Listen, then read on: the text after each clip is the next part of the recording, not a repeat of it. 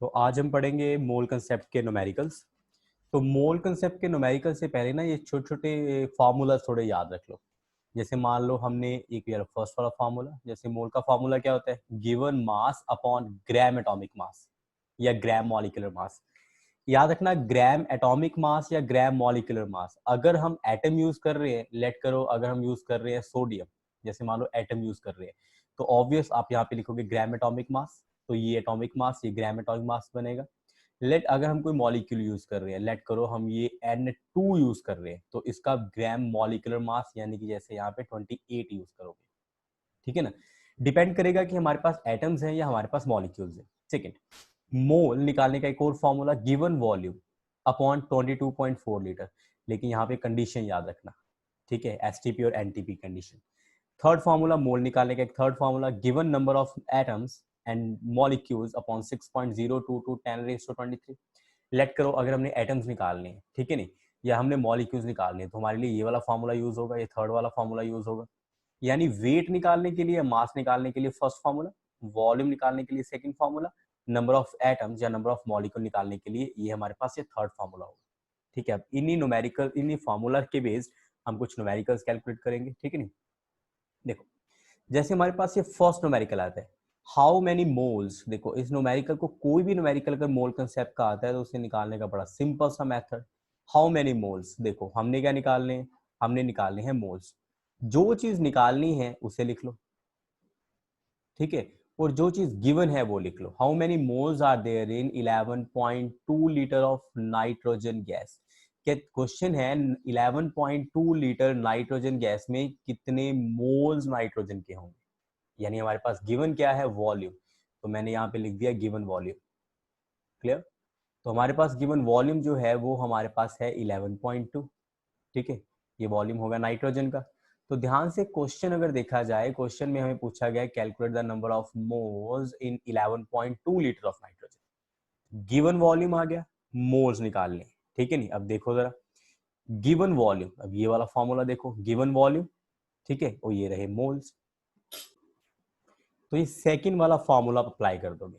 ठीक है, given moles, देखो हमारे पास क्या था, गिवन वॉल्यूम, और हमने निकालना क्या था, गिवन मोल्स, तो ये मोल्स हमने कैलकुलेट करने हैं। तो यहाँ पे आप डायरेक्ट फॉर्मूला अप्लाई कर सकते हो। ये मोल, फॉर्मूला क्या था हमारे पास, मोल,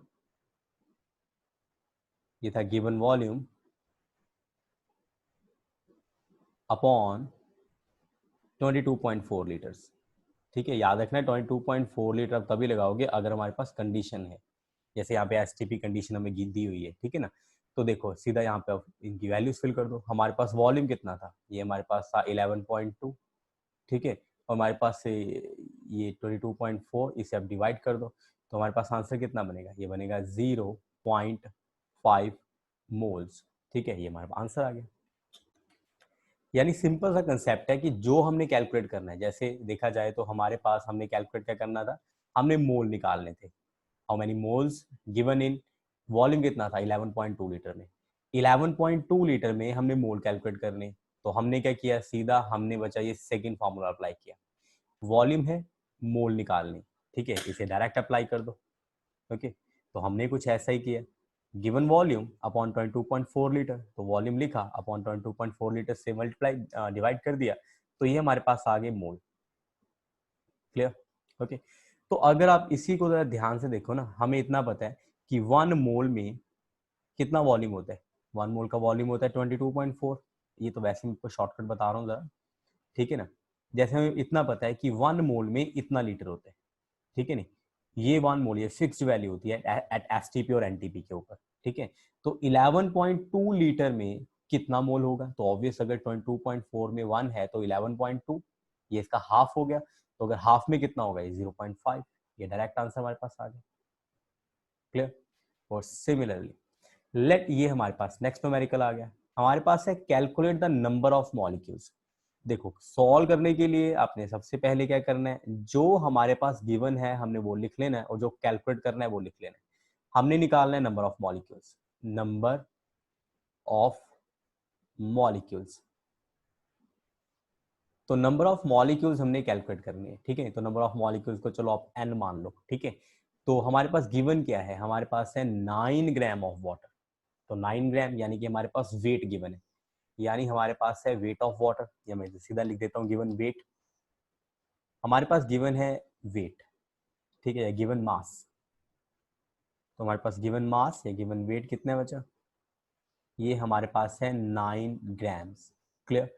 अब देखो वही फॉर्मूला के ऊपर दोबारा चलो, देखो पहले देख लो हमारे पास नंबर ऑफ मॉलिक्यूल्स ये निकालने हैं और गिवन मास हमें दिया हुआ है। अब ये फॉर्मूला में देखो हमारे पास नंबर ऑफ मॉलिक्यूल्स निकालने हैं, ये निकालना है हमने नंबर ऑफ मॉलिक्यूल्स, ठीक है, नंबर ऑफ मॉलिक्यूल्स निकालने हैं और हमारे पास दिया क्या है, गिवन मास। क्लियर। अब ये फर्स्ट और ये थर्ड, ये तीनों ये दो फॉर्मूलाज अप्लाई होंगे। या तो आप ऐसे कर सकते हो कि हमारे पास गिवन मास है, हमने पहले फर्स्ट फॉर्मूला अप्लाई किया, यहाँ से हमने मोल निकाल ली और इसी मोल को आप उठा के यहाँ पे फिल कर दो और यहाँ पे गिवन नंबर ऑफ मॉलिक्यूल्स निकालो, नंबर ऑफ मॉलिक्यूल्स निकालो सही, ठीक है। या आप ऐसे कर सकते हो कि ये मोल ये दोनों मोल ही है ना बच्चा, तो आप इन दोनों टर्म्स को एक दूसरे के इक्वल कर दो, इसको और इसको, है तो दोनों मोल के इक्वल ही, ये भी मोल के इक्वल है, ये भी मोल के इक्वल है, आप इन दोनों को इक्वल कर दो, ठीक है। तो अगर दोनों को इक्वल करेंगे तो ऑब्वियस ये थोड़ा सा इजी हो जाएगा हमारे लिए काम। तो हम क्या कर रहे हैं, देखो तीनों के तीनों मोल के इक्वल है, ये भी मोल के इक्वल, ये भी मोल के इक्वल, ये भी मोल के इक्वल, मास गिवन है, ठीक है, एंड नंबर ऑफ मॉलिक्यूल्स हमने निकालने, तो इन दोनों टर्म्स को यानी कि फर्स्ट टर्म को ये थर्ड टर्म के इक्वल कर दो, ठीक है। तो हम कुछ ऐसा ही करने वाले। तो मैंने क्या लिखा यहाँ पे, मैंने लिखा number of molecules, number of molecules upon 6.022 into 10⁻⁻23, ठीक है। इसको मैंने इक्वल कर दिया गिवन मास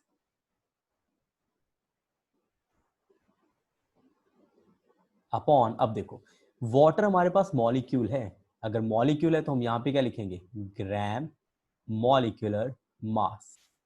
अगर ये एटम होता तो ग्राम एटॉमिक मास लिखते, फिलहाल मॉलिक्यूल है तो हम मॉलिक्यूलर मास लिखेंगे, ग्राम मॉलिक्यूलर मास।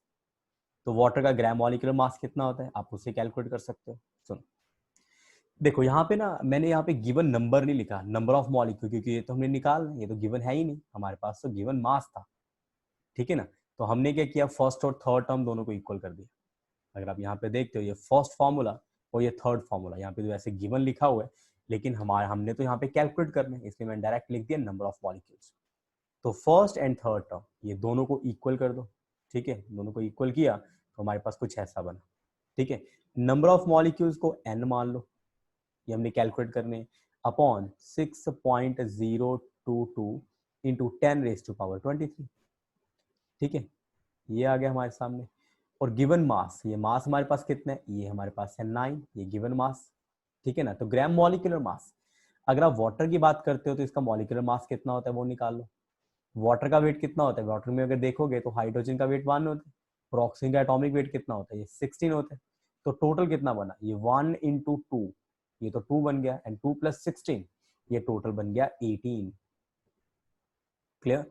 अब यहां से आप n की वैल्यू कैलकुलेट कर लो, आप यहाँ पे लिख सकते हो n9 अपॉन 18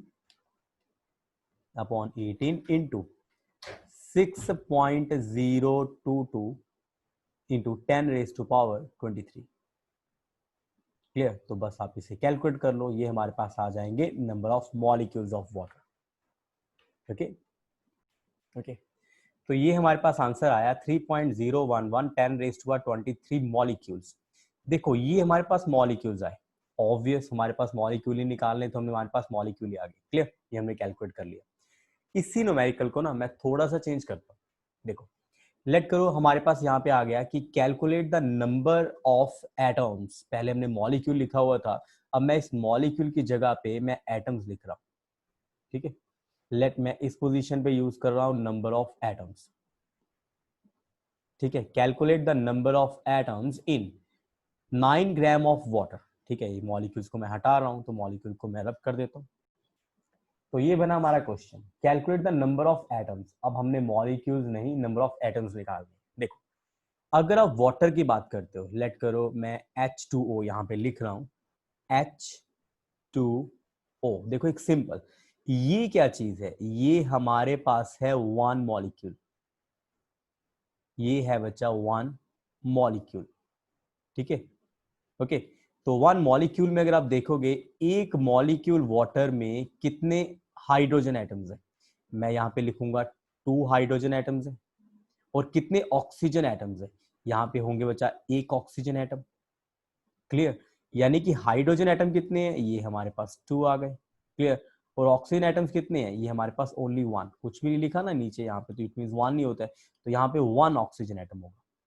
क्लियर, यानी कि एक वाटर मॉलिक्यूल की अगर आप बात करो, एक वाटर मॉलिक्यूल में 2 हाइड्रोजन एटम्स होते हैं और ऑक्सीजन एटम एक ही होते हैं। क्लियर, देखो हमारे पास ना यहाँ पे हमने अभी कैलकुलेट किया था कि इतने हमारे पास जी वाटर मॉलिक्यूल्स है, 6.022 10⁻23 वाटर मॉलिक्यूल्स हमने कैलकुलेट किए। इन्होंने क्वेश्चन दिया है calculate the number of atoms, तो एटम्स निकालो कितने होंगे।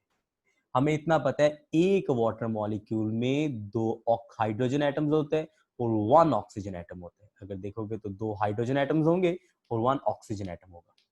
क्लियर, ओके, तो इसी के बेस्ड हम अब कैलकुलेशन करेंगे। अब देखो ये हमारे वाटर मॉलिक्यूल, इसे मैं एज इट इज रहने देता हूँ, ठीक है।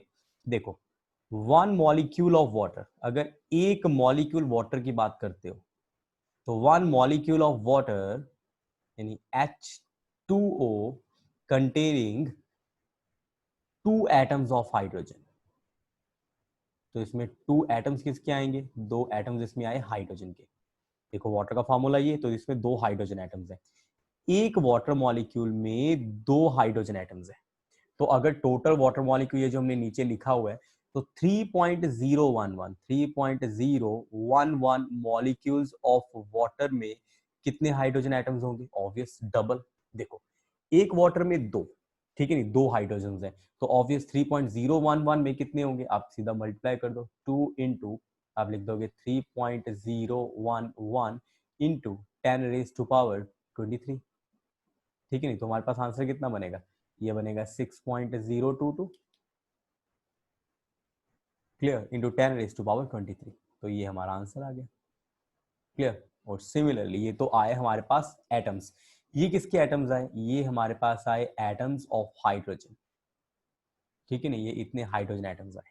क्लियर, अगर इसी हमने मॉलिक्यूल, अगर हमने ऑक्सीजन के एटम्स निकाल ले तो वो किसके इक्वल होगा, देखो 1 मॉलिक्यूल ऑफ वाटर, अगर एक वाटर मॉलिक्यूल की अगर आप बात करो, ठीक है, तो एक वाटर मॉलिक्यूल में कितने ऑक्सीजन है, ऑब्वियस 1 वाटर मॉलिक्यूल में 1 ऑक्सीजन होगा, ठीक है नहीं, यहां मैं लिखूंगा 1 एटम ऑफ ऑक्सीजन। क्लियर, एक ही एटम ऑक्सीजन का होगा, तो हमारे पास टोटल वाटर मॉलिक्यूल कितने हैं? हमारे पास है लेट 3.011 इंटू 10⁻23। अगर इतने वाटर मॉलिक्यूल्स हैं, ठीक है, तो उसके अंदर कितने ऑक्सीजन एटम्स होंगे, हमने ये कैलकुलेट करना है, ठीक है ना। तो अगर 1 में 1 है तो इतने भी सेम ही रहेंगे ना, तो आप सीधा लिख दोगे 3.011 इंटू 10⁻23, ठीक है ना, तो ये सीधा ही आ गया आंसर हमारे पास, यही हमारा आंसर निकलेगा। ठीक है, ये आंसर आएगा atoms of oxygen. Clear, okay, तो ये सारा, ये कभी भी हमने लेट करो मॉलिक्यूल्स में अगर एटम्स निकालने, तो सबसे पहले आप मॉलिक्यूल कैलकुलेट कर लो, ठीक है ना, तो उसी मॉलिक्यूल के बेस आप आंसर्स निकाल सकते हैं, ठीक है ना। हमने यहाँ पे मॉलिक्यूल कैलकुलेट कर लिए, तो हमने देख लिया एक वाटर मॉलिक्यूल में 2 हाइड्रोजन 2 ऑक्सीजन, ऐसे आप किसी में भी कर सकते हैं, ठीक है ना। लेट करो हमारे पास जो फॉर्मूला आ जाता है कार्बन डाइऑक्साइड CO2 का, हमें इतना पता है एक CO2 में एक कार्बन है और 2 ऑक्सीजन है। पहले आप नंबर ऑफ कार्बन डाइऑक्साइड निकाल लो, उसी में से आप number of carbon and number of oxygen atoms भी निकाल सकते हो, ठीक है। अब हमारे पास आएगा third numerical.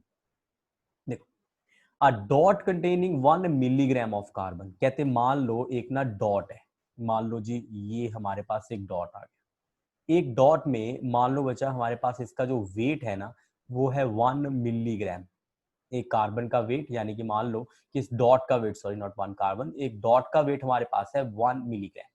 Clear, calculate the number of carbon atoms, हमने नंबर ऑफ कार्बन एटम्स निकालने हैं, तो अब यहाँ पे नंबर ऑफ कार्बन एटम्स आप कैसे निकालोगे, उसे ध्यान से देखो, जो गिवन है वो लिख लो, हमारे पास वेट गिवन है, तो हम यहाँ पे लिख देंगे गिवन वेट, ठीक है। हमारे पास जो वेट है वो हमारे पास है 1 मिलीग्राम। तो याद रखना हमारे पास वेट मिलीग्राम में नहीं ग्राम में होना चाहिए। ठीक है, तो हम क्या करेंगे, इसी मिलीग्राम को ग्राम में कन्वर्ट कर लेंगे। ये होता है 10⁻³ ग्राम्स। ठीक है, तो हमारे पास ये गिवन वेट आ गया। तो हमने क्या निकालना था, हमने निकालना था नंबर ऑफ कार्बन एटम्स। ठीक है, तो हमने कार्बन एटम्स निकाल लिए। क्लियर। तो इससे हम कैसे निकालेंगे, नंबर ऑफ कार्बन एटम्स को हम कैसे निकालेंगे। क्लियर। तो इसके लिए फिर वही देखो, given weight number of carbon atoms, तो इसे कैलकुलेट करने के लिए फिर वही फॉर्मूला देखो, given weight given mass and number of carbon atoms. अब फिर क्या करो, इन दोनों टर्म्स को फिर से इक्वल कर दो। अगर वॉल्यूम पूछा होगा तो वॉल्यूम को इक्वल कर दो। फिलहाल यहाँ पे हमारे पास वेट गिवन है और नंबर ऑफ एटम्स निकालना है। ये भी मोल के इक्वल, ये भी मोल के इक्वल, दोनों टर्म्स को इक्वल कर दो। तो दोनों टर्म्स को इक्वल करोगे तो हमारा फॉर्मूला क्या बन रहा है, देखो जरा ध्यान से। मैं यहाँ पे लिख रहा हूँ number of carbon atoms, number of atoms या कार्बन एटम्स लिख लेते हैं। तो number of carbon atoms upon formula में क्या था 6.022 इंटू 10⁻23। ठीक है, इसे मैं इक्वल कर दूंगा गिवन वेट या given mass upon gram atomic मास। ठीक है, बस एक चीज याद रखना, अगर हमने एटम यूज किया है तो एटॉमिक मास, मॉलिक्यूल यूज किया है तो मॉलिक्यूलर मास। ठीक है नहीं, जैसे देखा है तो यहाँ पे हमने कार्बन लिखा है। ठीक है नहीं, कार्बन एटम है तो gram atomic mass, otherwise gram molecule mass. ठीक है नहीं, तो सुनो, नंबर ऑफ एटम्स को आप चलो आप यहाँ एन एन मान लो, चलो इसे हम। ठीक है नहीं, तो अपॉन बस इसकी अब कैलकुलेशन आपने करनी है। 6.0 6 पॉइंट, ये पॉइंट को क्या हो जाता है 6.022 इंटू 10⁻23, ये हमने लिख दिया। ओके, तो गिवन वेट, तो गिवन वेट कितना है हमारे पास, ये रहा 10⁻³ ग्राम्स। तो gram atomic weight of carbon, तो कार्बन का जो ग्राम एटॉमिक वेट होता है वो कितना है, वो हमारे पास है जी 12। तो यहाँ पे हमने 12 लिख दिया। तो यहाँ से आप n number of carbon atoms निकाल सकते हो। ठीक है ना, तो ये कितना बनेगा, ये 6 पॉइंट ऊपर ले जाओ, ये बनेगा 6.022 इंटू 10⁻23। तो बस आप यहीं से कैलकुलेशन कर दो। ठीक है नहीं, तो इंटू 10⁻³ तो अपॉन क्या बनेगा, अपॉन 12। तो बस इसे कैलकुलेट कर लो। ठीक है ना, तो ये कितना पावर कितना बन जाएगा, ये 10⁻23 है, ये -3 है, तो यहाँ पे बन गया 20। ठीक है ना, इन दोनों को डिवाइड करके आप लिख दो, ये अप्रॉक्स 0.5 समथिंग आएगा। ये हमारा आंसर आ गया, ये नंबर ऑफ एटम्स आ गए।